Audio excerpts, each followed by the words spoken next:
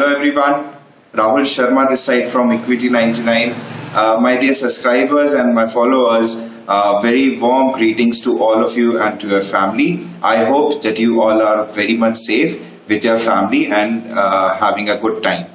दोस्तों, जैसे कि आप सभी लोग जानते हैं कि हमारा टेलीग्राम चैनल जो इक्विटी 99 का है उसमें काफ़ी अच्छी चीज़ें आपको दिन भर में मिलती हैं, जैसे कि आपको लॉन्ग टर्म इन्वेस्टमेंट आइडियाज़ मिलते हैं, आपको शॉर्ट टर्म के हिसाब से बहुत ही अच्छी ट्रेडिंग स्ट्रैटेजीज मिलती हैं।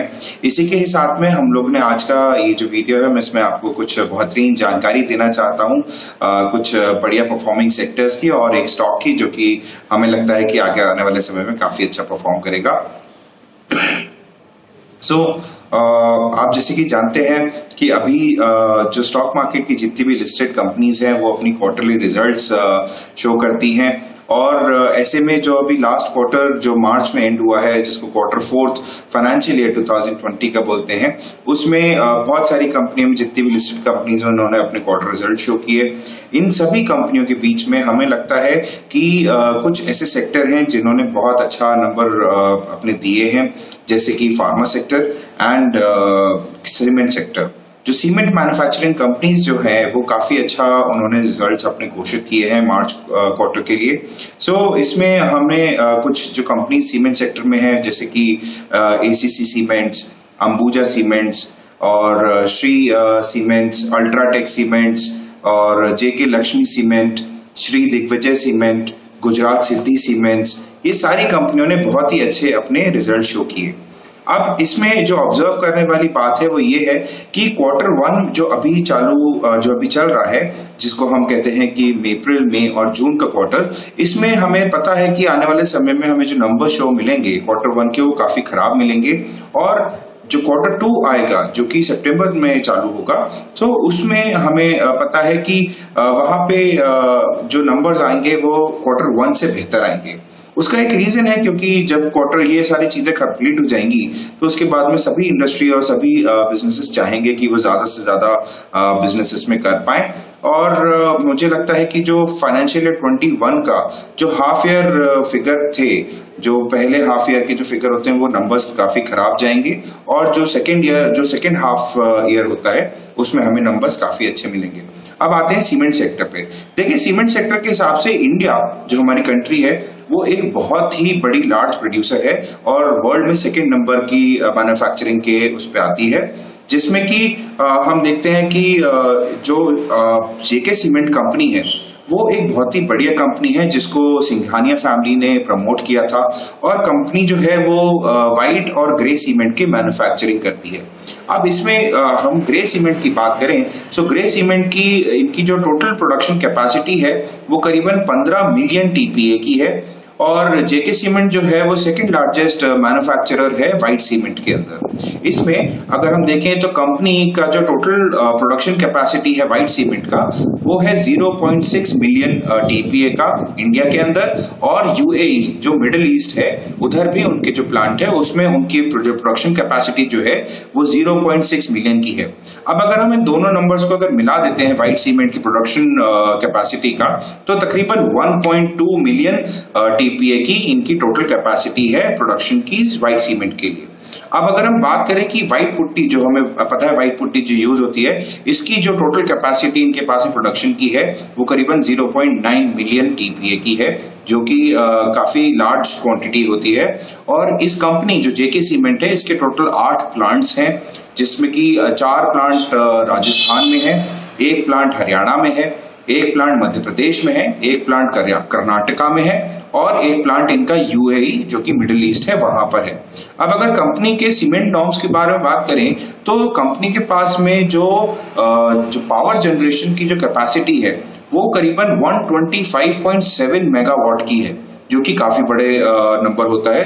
अब अगर मैं इस कंपनी के फंडामेंटल्स के बारे में बात करूं, जेके सीमेंट के फंडामेंटल्स के बारे में, तो इसकी जो इक्विटी साइज है वो है 77 करोड़ का। इनके पास में जो रिजर्व इसके लिए है वो है 2700 करोड़ का। इनके प्रमोटर की जो होल्डिंग है वो करीबन है 58.07% की। एफपीआई की जो टोटल होल्डिंग है इनके पास है 12.42% की। म्यूचुअल फंड हाउस जो इन्वेस्ट करते हैं उसमें इन लोग की होल्डिंग करीबन म्यूचुअल फंड हाउस की 21.37% की है। और जो इंश्योरेंस कंपनी है उनकी भी इसमें होल्डिंग है करीबन 2.28% की। अगर हम इन सबको मिला देते हैं तो टोटल फिगर आता है 94.14% का। अब जो बचा हुआ 5.86% है वो पब्लिक इन्वेस्टमेंट के लिए मौजूद है। ये हमने कंपनी में देखा है कि इन्होंने काफी लंबे अरसे से ये लोग काफी अच्छे नंबर्स दिखाते आए हैं अपने क्वार्टरली और ईयरली बुक्स में। सो हमने देखा कि चूंकि अभी Q4 के नंबर तो अभी इस कंपनी के आए नहीं है जो मार्च एंडिंग Q4 था, तो हमारे जो हमने देखा कि Q3 जो दिसंबर में एंड हुआ था उसमें कंपनी ने काफी अच्छे नंबर्स दिए थे। अगर हम सेल्स की बात करें उस क्वार्टर में तो करीबन 11% इनकी सेल्स बढ़ के आई थी, जिसमें इन्हें 1472 करोड़ रुपीस आए थे। इसके अलावा ऑपरेटिंग प्रॉफिट की बात करूं तो ऑपरेटिंग प्रॉफिट में करीबन 40% की ग्रोथ मिली थी इनको, जिसमें इन्होंने 290 करोड़ के फिगर्स हमें दिए थे। अगर मैं प्रॉफिट आफ्टर टैक्स के बारे में बात करूं तो Q3 में इन्होंने 218% की ग्रोथ दिखाई थी, जिसमें कि 124 करोड़ आए थे। और अगर मैं Q3 में इनके ईपीएस के बारे में बात करूं तो 16 रुपए के हिसाब से इन्होंने ईपीएस क्लॉक किया था। अब अगर मैं बात करता हूं फाइनेंशियल ईयर 20 के जो पहले 9 महीने थे उसमें इन कंपनी ने बहुत ही शानदार परफॉर्मेंस दी थी, जिसमें कि इनकी जो फर्स्ट 9 मंथ्स की जो सेल्स थी वो करीबन 13% बढ़कर 4256 करोड़ रुपीस आई थी। ऑपरेटिंग प्रॉफिट जो था वो 147% बढ़ के करीबन 855 करोड़ रुपए जनरेट किए थे। प्रॉफिट आफ्टर टैक्स की बात करूं तो 186% बढ़ के इन्होंने 323 करोड़ रुपीस इनके आए थे। अब इसके बाद में अगर मैं बात करूं इनके ईपीएस की उस वाले उसमें तो करीबन 42 रुपीस के हिसाब से इन्होंने ईपीएस क्लॉक किया था। अब जो 9 मंथ फाइनेंशियल ईयर जो 20 का था उसमें इन्होंने इतना प्रॉफिट जनरेट कर लिया था जो कि पिछले साल जो कि फाइनेंशियल ईयर 2019 है उसके मुकाबले करीबन 22% बढ़कर इन्होंने अपने प्रॉफिट शो किए थे। हमने देखा है कि पिछले 3 सालों में अगर लंबी अवधि के बारे में बात करें तो कंपनी ने जो सेल्स फिगर है वो अपने करीबन 6.5% CAGR से बढ़कर आए हैं और ग्रोथ जो है प्रॉफिट की वो करीबन 67% CAGR के आसपास इन्होंने ग्रो किया है। अगर मैं पिछले 5 सालों का डेटा देखूं तो इसमें सेल्स जो है वो कंपनी की करीबन 13.5% CAGR से बढ़ के आई है और जो प्रॉफिट है वो करीबन 28% से बढ़ के CAGR पे आई है। अगर जो हम अभी देखें ये स्टॉक वो करंट वैल्यूएशंस के हिसाब से 18x के पीई पे काम कर रहा है और इसकी जो डिविडेंड हिस्ट्री है दोस्तों अगर मैं बात करूं तो इन्होंने हर साल बहुत ही अच्छा डिविडेंड घोषित किया है। जैसे कि हम फाइनेंशियल ईयर 2016 के बारे में बात करें तो इन्होंने 40% डिविडेंड दिया था, 2017 में इन्होंने 80% डिविडेंड दिया था और 2018 में करीबन 100% का इन्होंने डिविडेंड दिया था, 2019 में भी 100% इन्होंने डिविडेंड दिया था और फाइनेंशियल ईयर 2020 में इन्होंने 75% मतलब 75% का इंटरिम डिविडेंड घोषित किया था। अब अगर मैं इसके टोटल मार्केट कैपिटल के बारे में बात करूं तो कंपनी अभी के हिसाब से 8600 करोड़ पे है और इसका 52 वीक हाई जो हमने देखा वो 1504 रुपए का बना हुआ है और लो जो है वो 804 रुपए पे बना हुआ है। अब अगर मैं बात करूं इस सीमेंट सेक्टर की तो सीमेंट सेक्टर में हमने देखा है कि पिछले कुछ समय में बहुत अच्छी बाइंग हम लोग ने नोटिस करी है, पर जेके सीमेंट में उतनी बाइंग हमने नहीं नोटिस करी।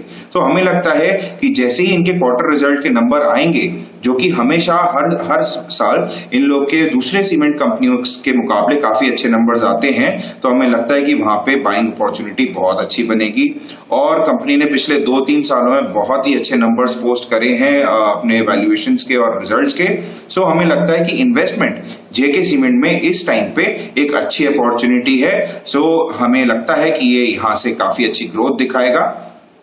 ये सारी इंफॉर्मेशन थी जेके सीमेंट के बारे में। Thank you so much. आप लोग प्लीज हमारा टेलीग्राम चैनल ज्वाइन करें जो कि है इक्विटी 99। आपको डिस्क्रिप्शन में हमारे इसकी डिटेल मिल जाएंगी, आप प्लीज जाइए क्योंकि वहां पे लाइव मार्केट एनालिसिस और बहुत ही अच्छे फंडामेंटल और टेक्निकल इन्वेस्टमेंट आइडियाज और ट्रेडिंग स्ट्रैटेजीज हम लोग देते हैं। So please go and join us at Telegram. Thank you so much.